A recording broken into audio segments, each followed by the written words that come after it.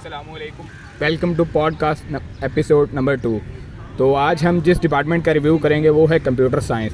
तो इसके लिए मेरे साथ मौजूद है अब्दुल्ला याकूब और खुज़ैमा भाई। तो सबसे पहले माजरत यार, दरअसल मसरूफियात की वजह से इंसान बिज़ी हो जाता है तो लगातार वो वीडियो सिलसिला नहीं आ रहा, लेकिन इंशाल्लाह 1-2 हफ्ते में मैं कोशिश करूँगा कि ये सारे डिपार्टमेंट जितने मैंने कवर करने हैं वो कवर करके ख़त्म करें। तो सबसे पहले अब्दुल्ला याकूब की तरफ जाते हैं। अब्दुल्ला, अपना थोड़ा बहुत तारुफ़ करवा दो। जी, मेरा नाम अब्दुल्ला याकूब है और मैं कंप्यूटर साइंस डिपार्टमेंट से ताल्लुक़ रखता हूँ। 7th सेमेस्टर में यानी फाइनल ईयर चल रहा है हमारा और अभी बस फंसे हुए हैं अपने मामलात में कंप्यूटर साइंस के। अच्छा, खुज़ैमा भाई आप अपना तारुफ़ करवा दें थोड़ा बहुत। अस्सलाम वालेकुम, मेरा नाम खुज़ैमा उमैर है और मैं कंप्यूटर साइंस का स्टूडेंट हूँ, 7th सेमेस्टर में हूँ। फ़िलहाल FYP चल रहा है और अगर बैकग्राउंड की थोड़ी सी बात करूँ तो पहले मैंने FSC की है, इससे पहले मैंने मैट्रिक में बायोलॉजी पढ़ी। FSC कहाँ से की? पंजाब कॉलेज से। हाँ, पंजाब। अच्छा, अभी फ़िलहाल IT वाले field, computer science, computer engineering, इनका बड़ा ऊपर वाला दौर चल रहा है, तो मैकेनिकल बाकी ये थोड़े थोड़े नीचे आ रहे हैं। तो सबसे पहले अब्दुल्ला याकूब आप ये बताओ कि यार जब आप आए यूनिवर्सिटी तो आपने कंप्यूटर इंजीनियरिंग साइंस चूज़ की तो उसकी क्या रीज़न थी? मतलब आपने क्या क्या चीज़ें मद्देनज़र रखी? यार कंप्यूटर साइंस में आने का बेसिक जो वजह थी वो यही थी कि कंप्यूटर साइंस में आपके पास एक फ्री हैंड है। वो इस सिलसिले में कि आपका ताल्लुक़ जिस मर्ज़ी फील्ड से है। हाँ। आप अगर फॉर एग्जांपल मैकेनिकल इंजीनियरिंग से भी आए हैं, आप एग्रीकल्चर इंजीनियरिंग से भी अगर आए हैं, तो आप लोग इस डिग्री के थ्रू उन सब चीज़ों को एक ही सिस्टम में इंटीग्रेट करके आप उसको लेकर चल सकते हो। यानी कि आप अपने पैशन को भी फॉलो कर सकते हो और आप ट्रेंड को भी फॉलो कर सकते हो। यानी कि जिस चीज़ का स्कोप है आप उसमें भी साथ साथ लेकर चल रहे हो और बेसिकली जो आपका पैशन है आप उसको भी इस फील्ड के अंदर इंटीग्रेट कर सकते हैं। बेसिक मेरी यही मोटिवेशन थी कंप्यूटर साइंस में आने की। अच्छा खुज़ैमा भाई, आप क्यों आए कंप्यूटर साइंस में? मेरे आने की एक तो वजह ये थी कि पहले थोड़ा सा कंप्यूटर वगैरह से बैकग्राउंड था, मतलब कंप्यूटर यूज़ करना और उसको चलाना, उस पर कुछ एप्लीकेशन वगैरह रन करना, उन चीज़ों का थोड़ा बहुत इंटरेस्ट था। 1-2 कोर्स भी किए, उसके बाद ज़्यादा इंटरेस्ट डेवलप हुआ कि कंप्यूटर के अंदर हम काफ़ी चीज़ें कर सकते हैं। फिर आने के बाद आहिस्ता आहिस्ता मज़ीद पता लगा कि कंप्यूटर के तकरीबन हर फील्ड में हम यूज़ कर सकते हैं। डेली लाइफ में आज के दौर में शायद ही कोई ऐसी फील्ड हो जहाँ पे कंप्यूटर नहीं यूज़ होता हो। तकरीबन हर जगह ही कंप्यूटर यूज़ होता है और इसके ज़रिए हम क्या कहते हैं काफ़ी कामों को आसान कर सकते हैं। और अगर बिज़नेस वगैरह के लिहाज से बात करें तो अपने बिज़नेस को स्केल कर सकते हैं इसके थ्रू ईजीली। अच्छा, बेसिकली कंप्यूटर साइंस है क्या? जब एक लेमैन को हम बताएं कि कंप्यूटर साइंस क्या है तो उसे कैसे समझाएं कि कंप्यूटर साइंस क्या है? कंप्यूटर साइंस को आप कह सकते हो कि एक इसमें एक चीज़ आ जाती है कि कंप्यूटर वगैरह हम कैसे यूज़ करेंगे, चीज़ों को कैसे यूटिलाइज़ करेंगे, सॉफ्टवेयर्स को या कंप्यूटर के बारे में पढ़ना। दूसरी चीज़ इसमें जो आती है मेन वो है प्रॉब्लम सॉल्विंग, कि आपके पास मुख्तलिफ प्रॉब्लम्स हैं तो आप उनको किस तरह सॉल्व करेंगे। तब किसी भी काम को करने की आपकी अप्रोच क्या होगी, जिनको आमतौर पे एल्गोरिथम के नाम से कहते हैं कंप्यूटर साइंस के अंदर। तो ये जो चीज़ है इसका जनरल लाइफ में भी काफ़ी ज़्यादा यूज़ है, कंप्यूटर साइंस में तो इसका यूज़ है ही। अच्छा अब्दुल्ला, ये बताओ कि अभी फ़िलहाल बहुत ज़्यादा इसकी तरफ रुझान है कंप्यूटर साइंस, कंप्यूटर इंजीनियरिंग या IT वाले फील्ड के, तो इसकी क्या वजह है? बहुत ज़्यादा जॉब्स अपॉर्चुनिटीज़ आ गई हैं, क्या वजह? बेसिकली ना ये कंप्यूटर साइंस की कहानी कुछ 1950 में बेसिकली शुरू होती है। सबसे पहले जो साइंटिस्ट थे उनका यही ख्याल था कि हम कंप्यूटर साइंस यानी कंप्यूटर को बनाते हैं तो वो ह्यूमन इंटेलिजेंस को, यानी कि हमारा काम वो किस तरह से आसान कर सकता है या वो ह्यूमन इंटेलिजेंस को किस तरह से मिमिक कर सकता है। जो काम इंसान फिलहाल कर रहा है वो अगर हम एक मशीन के थ्रू करवाएं तो हमारी प्रोडक्टिविटी और एफिशिएंसी में काफ़ी हद तक फ़र्क पड़ सकता है। तो कंप्यूटर साइंस में काफ़ी पैचेस रहे हैं। 1950 से 60s के अंदर इसमें काफ़ी काम हुआ, फिर उसके बाद 60 से 70s के अंदर इसके अंदर हमारे पास AI जिसको हम कहते हैं विंटर आ गया। उसके बाद ऑपरेटिंग सिस्टम्स पे काम होना शुरू हो गया। तो हर दौर के अंदर कंप्यूटर साइंस के अंदर कुछ हद तक एकदम बूम आता है, बूम के बाद थोड़ा सा उसके अंदर काम थोड़ा सा कम हो जाता है। अब बेसिकली आपने काफ़ी देखा होगा कि रुझान डेवलप हुआ है GPT का। उसके अलावा वेबसाइट्स के ऊपर लोग, जब ये ई-कॉमर्स आया, जो पाकिस्तान में बेसिक बूम वो कोरोना के बाद आना शुरू हुआ है। जब कोरोना में लोगों ने अपॉर्चुनिटीज़ को देखा कि हम यहाँ पर रिमोटली काम कर सकते हैं, तो रिमोटली काम करते हुए हम काफ़ी सॉफ्टवेयर्स वगैरह डेवलप कर सकते हैं। फिर लोग मूव करना शुरू हो गए ई-कॉमर्स की तरफ। तो ई-कॉमर्स की तरफ मूव करने के लिए हर एक को वेबसाइट्स चाहिए, तो हर एक की बेसिक नेसेसिटी बनता जा रहा है e-commerce, website development, android development. तो हर बिज़नेस की एक तो ये नेसेसिटी बन चुका है। उस नेसेसिटी की वजह से कंप्यूटर साइंस के अंदर एक काफ़ी बूम आया कि जिसके अंदर काफ़ी काम शाम होना शुरू हुआ। दूसरा एक आर्टिफिशियल इंटेलिजेंस के अंदर 2012 के बाद काफ़ी एक बूम आया जब इमेज नेट के ऊपर सारा काम वगैरह हुआ। तो उसके बाद आर्टिफिशियल इंटेलिजेंस ने काफ़ी जॉब्स क्रिएट की हैं हमारे लिए यहाँ पर। और उन जॉब्स को क्रिएट करने के बाद अब एक ख़तरा ये है कि वही आर्टिफिशियल इंटेलिजेंस कहीं कंप्यूटर साइंटिस्ट की जॉब को ख़त्म ना कर दे। तो बेसिकली इस वजह से जो है वो बूम आया कि लोग मूव किए हैं इलेक्ट्रॉनिक मीडिया की तरफ। इसमें एक और बात है कि इवन कि मैं रिसर्च पे पढ़ रहा था कि जो इवन के पाकिस्तान का आईटी है वो अभी भी बहुत एज़ कम्पेयर टू वर्ल्ड या इंडिया तो बहुत बैकवर्ड है। तो अच्छा खुदैमा भाई ये बताओ कि आप बेसिकली कंप्यूटर साइंस में आके पढ़ते क्या हो, मतलब आपके मेन सब्जेक्ट क्या है, उनका फोकस क्या होता है? अगर सब्जेक्ट्स की बात करें तो यूटी में अगर बिलफर्ज देखें तो यहाँ पे मुख्तलिफ सब्जेक्ट्स पढ़ाए जाते हैं। तो कुछ कोर सब्जेक्ट्स होते हैं, कुछ होते हैं कि जो इंटरमीडिएट सब्जेक्ट्स होते हैं, शुरू में इतने नहीं यूज़ होते लेकिन आगे जाके कहीं ना कहीं वो यूज़ हो रहते हैं। तो जो सबसे मेन सब्जेक्ट स्टार्ट में पढ़ाया जाता है प्रोग्रामिंग फंडामेंटल है, जिसमें आप पढ़ते हैं कि प्रोग्रामिंग की बेसिक्स वगैरह का आइडिया हो जाता है कि किस तरह करनी है, किस अच्छा लैंग्वेज तो में। मैं थोड़ा वेट में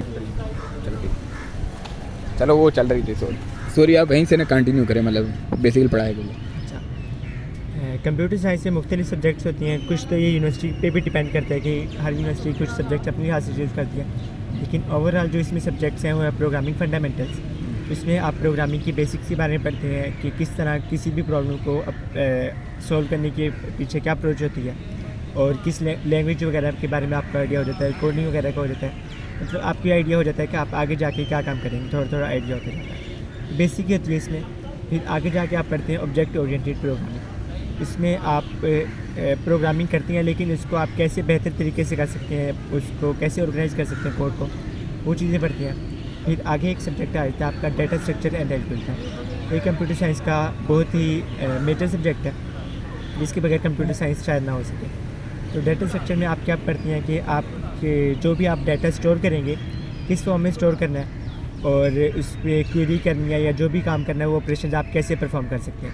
मुख्तलिफ डाटा स्ट्रक्चर वगैरह पढ़ते हैं। उसके बाद फिर आप design and analysis of algorithm पढ़ते हैं। उसमें भी आप एल्गोरिथम ही के बारे में पढ़ते हैं लेकिन आप किस तरह उनको ऑप्टिमाइज़ कर सकते हैं। फॉर एग्जांपल आपने पहले डाटा स्ट्रक्चर पढ़े तो आप ये पढ़ेंगे कि कौन सा डाटा स्ट्रक्चर किस प्रॉब्लम के लिए सूटेबल है, कौन सा बेहतर है, कौन सा बेहतर नहीं है और किस केस में कौन सा बेहतर है, ये चीज़ें। और इसके अलावा जो आपके एल्गोरिथम के अलावा सब्जेक्ट आते हैं उनमें आता है डाटाबेस और इस तरह के कुछ सब्जेक्ट्स आते हैं। बाकी आगे जाके कुछ इलेक्टिव्स होते हैं जिनमें ग्राफ थ्योरी आ जाता है, mobile application development, computer networks वैसे कंपल्सरी है, ये भी एक सब्जेक्ट है।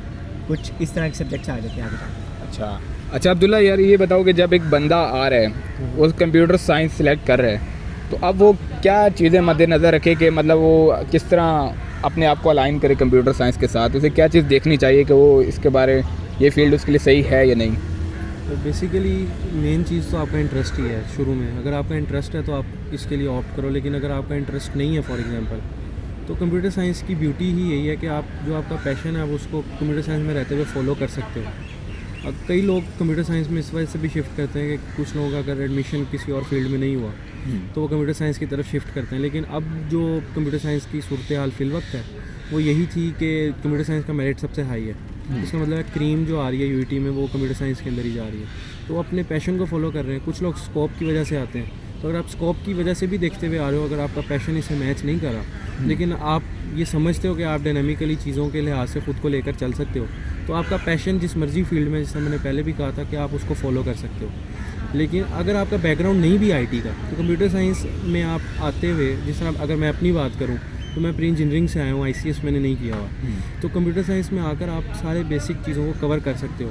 शायद पहले सेमेस्टर में आप उस लेवल के ऊपर चीज़ों को समझ ना रहे हो, लेकिन पहले सेमेस्टर के एंड पे जितने भी बच्चे क्लास में आपके मौजूद होंगे सब एक ही लेवल के ऊपर होंगे। लेकिन इसमें मेरा ये सवाल है कि एक बच्चा है, उसे नहीं पता कि उसने मैकेनिकल में जाना है या कंप्यूटर साइंस में जाना है, लेकिन वो कंप्यूटर साइंस चूज़ करता है, तो वो मतलब क्या पैरामीटर ध्यान में रखे कि मेरा इंटरेस्ट एक साथ मैच करता है नहीं करता, ये मैं कर सकूँगा नहीं कर सकूँगा, मेन वो कंप्यूटर चलाता हो या इस तरह की लाइक थिंग्स।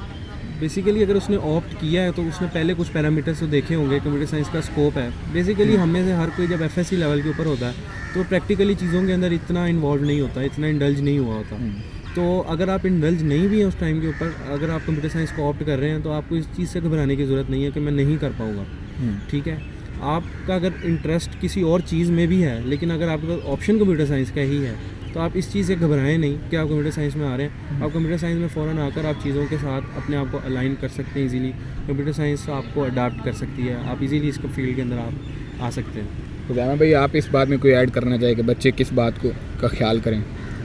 इससे मैं यही कहूँगा कि अगर स्टार्ट में आप देखें आपका कंप्यूटर की साइड पे किस हद तक इंटरेस्ट है, ऑलमोस्ट सबका होता है कि मोबाइल हर कोई यूज़ करता है, इसके अलावा कंप्यूटर वगैरह यूज़ करते हैं। सिर्फ बेसिक यूज़ नहीं कि आपने यूट्यूब चला ली, फेसबुक वगैरह चला ली, यूज़ में आप ये भी कि फॉर एग्जांपल कोई वर्ड हो गए या ब्राउज़र्स हो गए मुख्तलिफ, आपको पता हो कि किस तरह चलती हैं, या इस तरह की चीज़ें आपने ट्राई की हो, विंडोज़ वगैरह करना, जिस तरह छोटे मोटे काम करते रहते हैं, तो उनका थोड़ा बहुत आपको आइडिया हो जाएगा।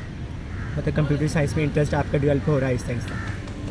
तो अच्छा, बाकी ये बताएं कि एक बंदा आ गया कंप्यूटर साइंस में, तो अब वो उसमें जीपीए कितना मैटर करता है और वो सेमेस्टर की पढ़ाई को किस तरह लेके चले, साथ साथ पढ़े, क्या करे? कंप्यूटर साइंस में ना बेसिकली ये डिग्री ऐसी है कि इसमें जीपीए इतना ज़्यादा मैटर नहीं करता। इसमें इस तरह है कि आपको जो काम है वो आना चाहिए। अगर आपको सही तरीके से आता है तो आपका जीपीए कम भी है तो वो चल जाएगा, उस मतलब फ़र्क नहीं है पड़ेगा इतना ज़्यादा। तो स्टार्ट में होता है अगर आप जॉब वगैरह के लिए जा रहे हैं तो स्टार्ट में थोड़ा बहुत जीपीए वगैरह देखेंगे, लेकिन थोड़ी बहुत मुश्किल होगी अगर जीपीए कम है, आपको काम अच्छा भी आता है, लेकिन आगे जाके दूसरे से कम्पीट कर सकता है इजीली। तो मेन स्किल पे अपने काम करे बजाय कि बहुत ज़्यादा जीपीए के पीछे भागना। ऐसे ही है, मेन स्किल पे काम करना चाहिए। ये नहीं कि फॉर एग्जांपल जीपीए नहीं आया तो वो बिल्कुल ही उम्मीद छोड़ दे, मायूस हो जाए, इस तरह का नहीं करना चाहिए बिल्कुल भी। बाकी स्किल वगैरह सीखते रहना चाहिए। अगर यूनिवर्सिटी बिलफर्ज नहीं भी सिखा रही तो वो खुद ब खुद सीखते रहना चाहिए। यूनिवर्सिटी मतलब बहुत ही कम होगी कि वो आपको हर चीज़ सिखाते हैं। काफ़ी चीज़ें होती हैं कि वो आपने खुद सीखनी होती हैं, और काफ़ी टीचर्स वगैरह होते हैं कि आप उनसे गाइडेंस ले सकते हैं इजीली। अगर आप स्टडी के अलावा किसी और काम में भी कुछ हेल्प लेना चाहते हैं तो वो इजीली आपको गाइड करते हैं। ठीक। अच्छा अब्दुल्ला भाई, ये बताओ कि कंप्यूटर साइंस का फिलहाल स्कोप कहाँ का है? एक बच्चा कंप्यूटर साइंस करके कहाँ निकल सकता है, पाकिस्तान में या पाकिस्तान से बाहर? पाकिस्तान में तो रिसेंट टाइम्स में काफ़ी सॉफ्टवेयर हाउसेस डेवलप हुए हैं, जिसमें शायद हमने भी पहले नाम नहीं सुने थे, लेकिन पिछले 2-4 सालों में हम उनसे फेमिलियर हुए हैं। तो उसमें अगर हम देखें आरबी सॉफ्ट, डेव सिंह है, डेव सिंह तो बहुत जल्दी ग्रो कर रहा है, और इस तरह मल्टीपल सॉफ्टवेयर हाउसेस हैं पाकिस्तान में। सिस्टम्स लिमिटेड है, I2C है, टेक्सेल है, टेक्लॉजिक्स है। तो इस तरह मल्टीपल आपके पास अपॉर्चुनिटीज़ पाकिस्तान में रहते हुए भी हैं।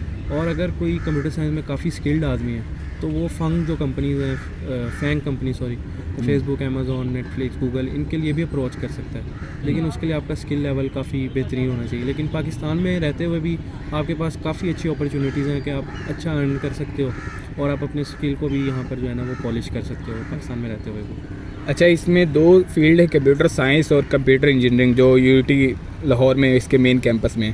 तो इसमें कंप्यूटर इंजीनियरिंग पे अलहदा वीडियोस करेंगे, लेकिन खुदैमा भाई से मैं ये बता देते हैं आपको कि कंप्यूटर साइंस और कंप्यूटर इंजीनियरिंग में मेन बेसिक फ़र्क क्या है? बेसिकली जो कंप्यूटर इंजीनियरिंग है वो इसमें तकरीबन ज़्यादातर सब्जेक्ट सेम है, मेनली 5 to 10 सब्जेक्ट्स का डिफरेंट होगा मैक्सिमम, 5 कह सकते हैं आप। तो कंप्यूटर इंजीनियरिंग बेसिकली थोड़ी सी हार्डवेयर ओरिएंटेड है, उसमें आप हार्डवेयर लेवल पे थोड़ा सा ज़्यादा पढ़ लेते हैं कि फॉर एग्जांपल जो आपका प्रोसेसर है वो किस तरह काम कर रहा है, उसमें जो आपकी सारी चीज़ें वो किस तरह काम कर रही हैं, कंप्यूटर किन किन कंपोनेंट से मिलके बना हुआ है, वो चीज़ें आ जाती है। तकरीबन वो इलेक्ट्रिकल इंजीनियरिंग और कंप्यूटर साइंस के दरमियान वाली चीज़ आ जाती है।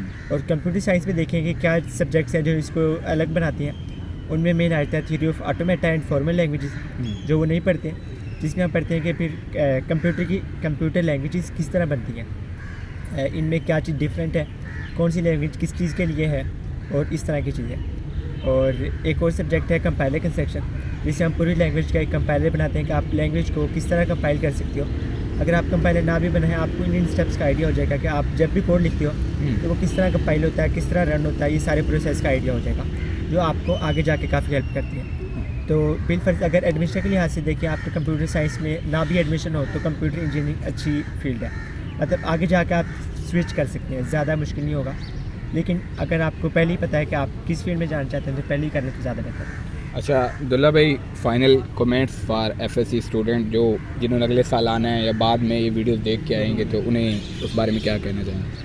सबसे पहले तो अब ई-कैट के ऊपर फोकस करेंगे। ई-कैट का कहा जाता है कि यूईटी लाहौर का ई-कैट काफ़ी मुश्किल होता है, एंटी टेस्ट जितने भी हम देखते हैं। तो इनफैक्ट कहा जाता है कि एनईटी से भी ज़्यादा मुश्किल होता है ई-कैट, क्योंकि नेगेटिव मार्किंग का एस्पेक्ट इसके अंदर कंसीडर किया जाता है। बिल्कुल। तो ई-कैट को काफ़ी मेहनत से करें, अपने कंसेप्चुअली रिवाइज़ करें सारे कॉन्सेप्ट्स को।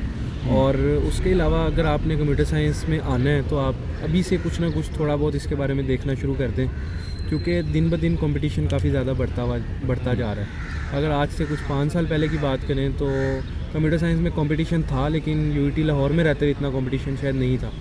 लेकिन अब यूईटी लाहौर में सारी क्रीम आ रही है, सबसे ज़्यादा मेरिट कंप्यूटर साइंस का है। तो इसका मतलब है कि कुछ कंप्यूटर साइंस में है तो यहाँ पर बच्चे आ रहे हैं, तो उस पर फोकस करें, कंप्यूटर साइंस की चीज़ें अभी से देखना शुरू करते हैं जिनका इंटरेस्ट है। और उसके अलावा बस अपने आप को ज़हनी तौर पर फ्री करके, अगर आपका कुछ भी पैशन है आप इसमें आकर फॉलो कर सकते हैं, और अपने साथ ऑनेस्ट रहें और अभी से डिसाइड करें कि उन्होंने किस फील्ड के अंदर जाना है, क्योंकि बाद में स्विच करना काफ़ी मुश्किल है और ज़िंदगी में इस तरह के फ़ैसले बार बार लेना या बाद में लेना काफ़ी मुश्किल होते हैं, गलत फैसले भी ले सकते हैं। अच्छा खुदैमा भाई, आप क्या कुछ ऐड करें तो? इसमें मैं सिर्फ ये कहूँगा कि आप एफएससी पे भी थोड़ा सा फोकस करें, क्यों अगर आप यूटी में आना चाह रहे हैं, क्योंकि तकरीबन 70% मार्क्स शायद एफएससी के लगते हैं, 30% एंट्री टेस्ट के चेंज भी होते रहते हैं हर साल के लिहाज से। तो आपको एफएससी पे भी थोड़ा बहुत फोकस करना चाहिए। ये नहीं कि आप हर टाइम पढ़ते ही रहें, एक होता है हार्ड वर्किंग, एक होता है स्मार्ट वर्किंग। आपने तकरीबन स्मार्ट स्टडी करनी है कि आपके मतलब मार्क्स भी आ जाए और आपके कंसेप्ट भी तकरीबन क्लियर हो जाए, ये वाले काम का। अच्छा, बहुत शुक्रिया अब्दुल्ला, खुज़ैमा। तो उम्मीद है कि आपको इस वीडियो का फ़ायदा हुआ होगा और आपको आप पहले से कुछ इन्फॉर्मेशन हो गई कंप्यूटर साइंस में आने से पहले। तो आज के लिए इतना ही, अल्लाह हाफिज़।